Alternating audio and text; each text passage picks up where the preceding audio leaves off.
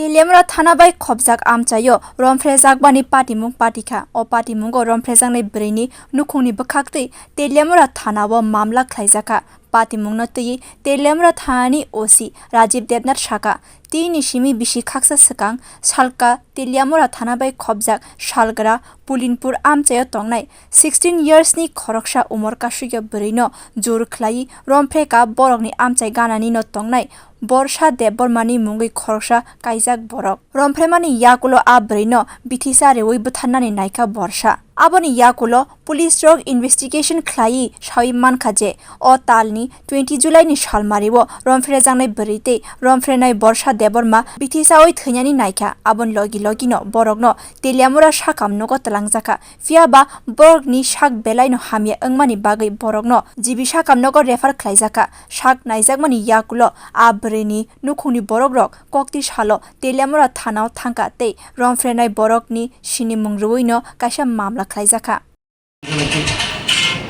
আজকে আমাদের এখানে একটা অভিযোগ জমা পড়ে একজন নাবালিকা মেয়েকে একজন বিবাহিত পুরুষ আজ থেকে প্রায় 1.5 বছর পূর্বে ধর্ষণ করেছে। তো এই ব্যাপারে আমরা একটা মামলা নিয়েছি। মামলার নম্বর হচ্ছে 51/2024 এবং ওই মামলাতে এটাও অভিযোগ করেছে যে মেয়েকে অভিযুক্ত জোরপূর্বক বিষ খাইয়ে তাকে প্রাণে হত্যা করার চেষ্টা করেছে।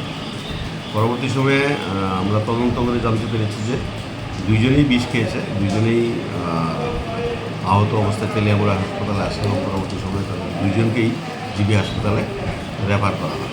তো জিবি হাসপাতাল থেকে নাবালিকা মেয়ে রিলিজ হয়েছে এবং যে অভিযুক্ত আছে অভিযুক্ত এখনও চিকিৎসাধীন আছে।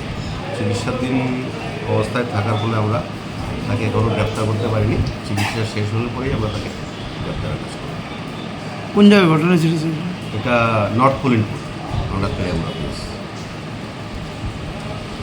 Tabok rompherenai Barsha Debbarma GB sakam no sak naikol jagui tongo hini saimanka fiaba police rok bono mokol kaisoni no naikoli tongo.